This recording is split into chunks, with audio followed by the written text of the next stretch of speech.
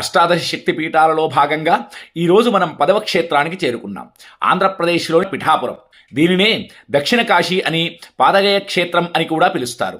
ఇక్కడ స్వయంభూలుగా వెలిసిన కుక్కుటేశ్వర స్వామి ఆలయ ప్రాంగణంలోనే అష్టాదశ శక్తి పీఠాలలో ఒకటైన పురుహూతికాదేవి కొలువై ఉన్నారు. ఆదిశంకరాచార్యుల వారు తన స్తోత్రంలో పీఠికాయాం పురుహూతిక అని ఈ తల్లిని స్తుతించారు. దక్షయజ్ఞం తర్వాత సతీదేవి దేహాన్ని విష్ణుమూర్తి తన సుదర్శన చక్రంతో ఖండించినప్పుడు అమ్మవారి పృష్ఠభాగం ఇక్కడ పడిందని శాస్త్రాలు చెబుతున్నాయి. అందుకే ఈ ఊరికి పీఠికాపురం అనే పేరు వచ్చింది. అది కాలక్రమేణా పిఠాపురంగా మారింది. అమ్మవారికి పురుహూతిక అనే పేరు రావడం వెనుక ఒక ఆసక్తికరమైన కథ ఉంది. పురుహూత అంటే దేవతల రాజైన ఇంద్రుడు.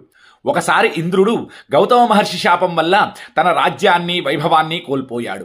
అప్పుడు ఆయన ఈ క్షేత్రానికి వచ్చి అమ్మవారిని అత్యంత భక్తితో ప్రార్థిస్తాడు.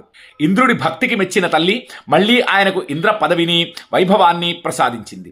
ఇంద్రుడి చేత పూజలందుకున్నది కాబట్టి ఆమెకు పురుహూతికాదేవి అనే పేరు స్థిరపడింది. ఇప్పటికీ మనం ఆలయంలో అమ్మవారి విగ్రహాన్ని గమనిస్తే ఆమె ఇంద్రుడికి వరమిస్తున్న భంగిమలో కనిపిస్తారు. ఇది భక్తులకు ఇచ్చే ఒక గొప్ప సందేశం. ఎంతటి కష్టకాలంలో ఉన్నా ఆ తల్లిని నమ్ముకుంటే కోల్పోయిన వైభవాన్ని మళ్ళీ పొందవచ్చు. ఇక్కడ మనం ఒక అరుదైన పోలికను గమనించాలి.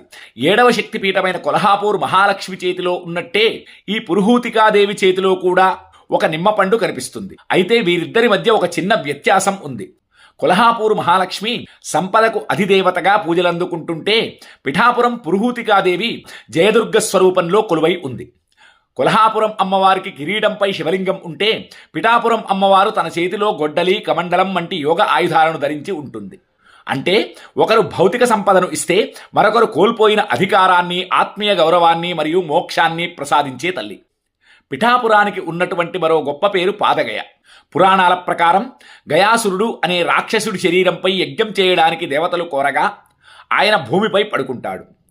ఆయన శిరస్సు బీహార్లోని గయలో, నాభి ఒడిశాలోని జాజ్పూర్లో మరియు పాదాలు ఇక్కడ పిఠాపురంలో ఉంటాయని చెబుతారు. ఇక్కడ ఉన్న పాదగయ సరోవరంలో స్నానం చేసి కుక్కుటేశ్వర స్వామిని, పురుహూతికాదేవిని దర్శిస్తే పితృదేవతలకు మోక్షం లభిస్తుందని భక్తుల నమ్మకం. అందుకే ఇది పితృకార్యాలకు అత్యంత ప్రశస్తమైన క్షేత్రం. కాశీకి వెళ్ళలేని వారు ఇక్కడ పిండ ప్రదానం చేస్తే కాశీలో చేసినంత పుణ్యం దక్కుతుందని పండితులు చెబుతారు. పిఠాపురం క్షేత్రం మరో విశేషానికి కూడా నిలయం.